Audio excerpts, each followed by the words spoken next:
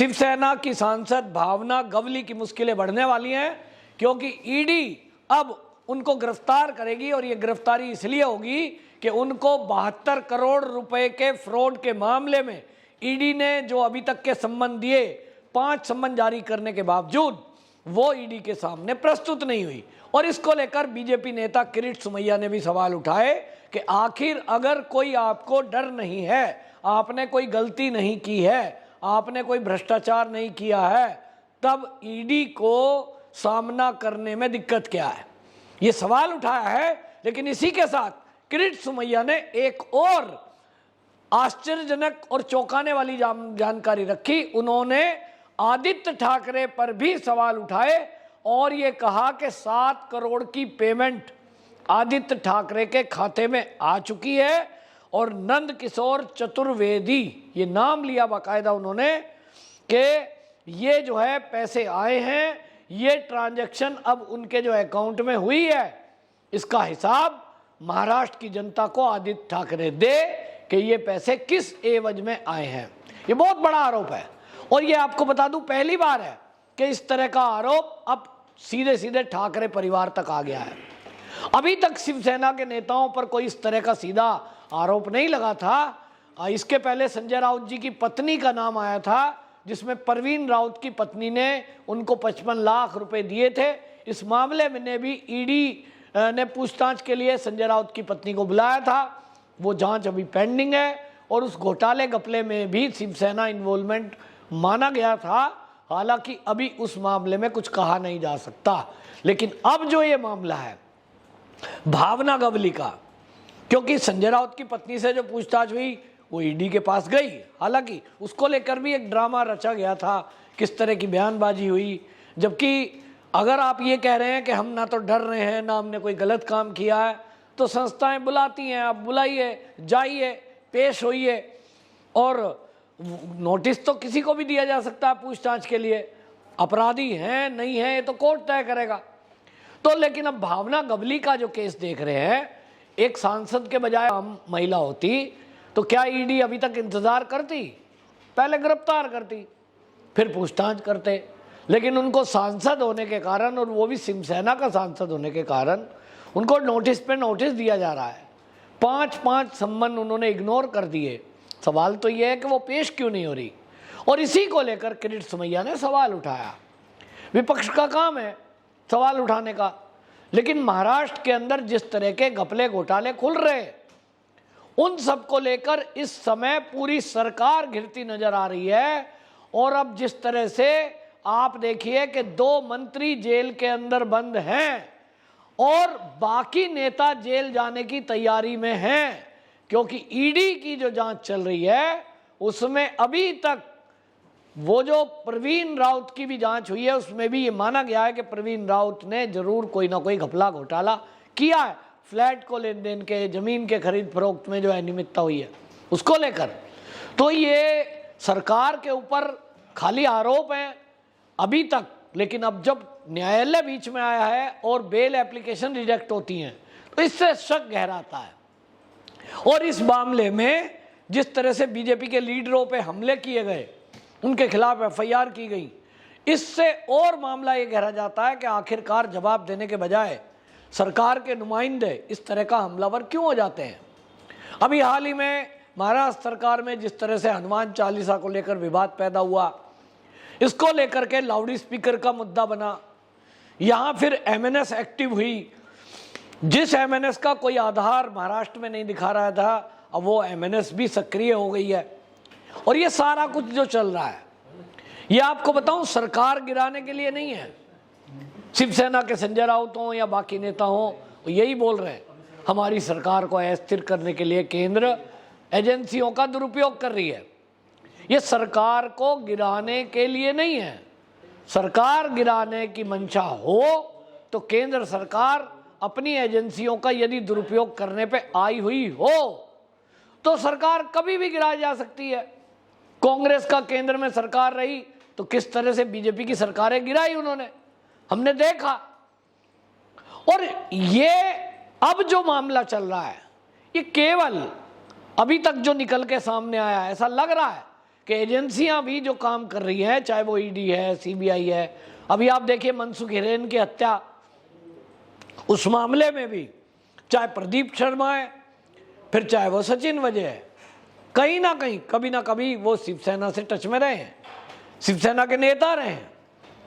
तो जनता के मन में जो सवाल है, जनता में जो इंप्रेशन गया है, वो तो यही है कि क्या शिवसेना इस समय इस स्तर पर आ गई है, इतना नीचे आ गई है कि वो लोगों को सुविधा देने के बजाय अब वो अपराध करने वाले लोग उनको संरक्षण कर रही है। क्योंकि जो सत्ता में होता है उसकी जिम्मेदारी होती है। बयान तो ऐसा होना चाहिए था कि जो कार्रवाई करने वाली एजेंसी है वो कार्रवाई करें, न्यायपालिका अपना काम करेगी। लेकिन जिस तरह से हमने देखा कि बदले की कार्रवाई से बीजेपी के नेताओं के ऊपर, चाहे वो बीएमसी ने नोटिस दिया अवैध निर्माण के नाम पर, चाहे पुराने केसों के नाम पर, आम जनता इस बातों को समझते हुए बौखला, अब आप समझिए वो समझते हैं ये सब क्यों किया जा रहा है, और इसलिए ये छवि खराब हो रही है। और इस सारा जो इसका असर है बीएमसी चुनाव पे पड़ेगा। तो बीएमसी के चुनाव आ रहे हैं, इसके पहले बीजेपी चाहती है कि वो जितनी ये घपले और घोटाले इसका खुलासा करके शिवसेना, एनसीपी और कांग्रेस की पोल खोल सकते हैं वो खोलेंगे, और जितना इसका उनको फायदा मिलेगा वो निश्चित रूप से बीएमसी चुनाव में दिखाई देगा। तो भावना गवली भी शायद समझ रही होगी कि अभी तक ईडी ने जिन लोगों को सम्मन किया है उसमें नवाब मलिक है, वो जेल में बंद है, अनिल देशमुख है, जेल में बंद है। तो उनको भी खतरा लग रहा होगा कि कहीं ऐसा ना हो भाई जेल ही जाना पड़ जाए, ईडी पूछताछ के नाम पे बुलाए और कुछ सबूत उनके पास इस तरह के हों, जवाब नहीं दे पाए, तो अगला तो मतलब जेल ही है। और इसलिए ये कोशिश की जा रही है। लेकिन ईडी के सूत्र ये कह रहे हैं कि अब उनको अगला नोटिस, छठा नोटिस नहीं दिया जाएगा, अब सीधा कोर्ट से आदेश लिया जाएगा गिरफ्तारी का। और इससे महाराष्ट्र के अंदर आप देखेंगे एक टकराव की स्थिति वो पैदा हो सकती है, क्योंकि शिवसेना का कोई लीडर अभी तक इस तरह से गिरफ्तार नहीं हुआ है। और भावना गवली वो सांसद है जो पिछले 4 बार चुनाव जीत चुकी है, 5वीं बार है इस समय लोकसभा की सदस्य, और बहुत असर है, और सीधा शिवसेना का नाम आ रहा है। फिर आदित्य ठाकरे पर जो किरीट सोमैया ने आरोप अभी लगाए 7 करोड़ के ट्रांजैक्शन के, ये गंभीर है। और नारायण राणे तो पहले से ही दिशा सालियान की मौत को लेकर के सवाल उठाते रहे हैं। तो जनता इस समय ये जानना चाहती है कि आखिर सच क्या है। न्यायपालिका कुछ स्लो चल रहा है, लेकिन अगर फैसले आने शुरू हुए तब पता लगेगा। अभी तक तो बस यही है कि साहब आरोप हैं, सिद्ध तो नहीं हुए हैं, ये कह के नेता बच जाते हैं।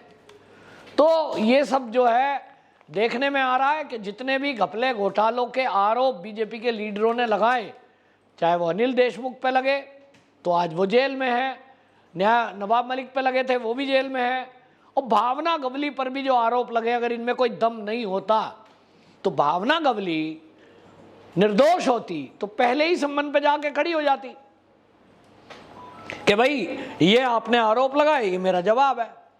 लेकिन अगर वो बार बार उन सम्मन को इग्नोर कर रही है, इसका मतलब कहीं ना कहीं दाल में काला है। और ये सब ये जो चीजें हैं, इस सब का असर आने वाली राजनीति पे पड़ेगा।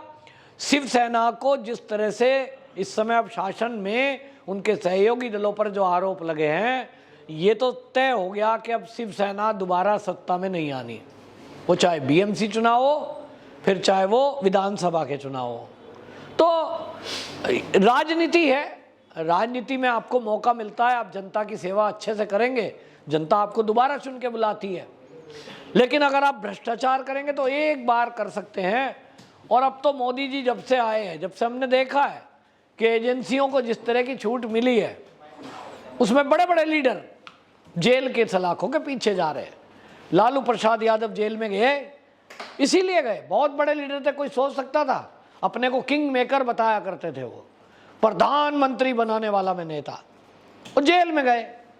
नवाब मलिक ने भी नहीं सोचा होगा कभी मुझे कोई जेल कर सकता है, मेरी तो तूती बोलती है महाराष्ट्र में, मेरे बिना पे तो सरकार चल रही है, लेकिन आज वो जेल में है।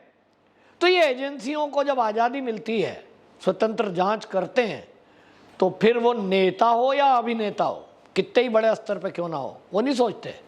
और ये बात शायद शिवसेना नेताओं को समझ जाना चाहिए कि जो सत्ता में आप बैठे हैं, आप इन एजेंसियों का कदर करिए। जांच में बुलाया जा रहा है, सहयोग करिए। बवाल करने की कोशिश करेंगे तो केंद्र है, फिर उसके पास बल प्रयोग करने के अलावा और कोई रास्ता बचता नहीं। और जो भी हो वो फिर एजेंसियों को अभी जो आज़ादी दे रखी है वो तो करेगा ही काम। तो ये सब दिख रहा है, जिससे अब लग रहा है कि अगले आने वाले दिन में भावना गवली को ईडी गिरफ्तार कर सकता है। और अब जब घपले घोटाले खुलेंगे तो और कुछ नेताओं के भी नाम इसमें ऐड हो सकते हैं। वंदे मातरम।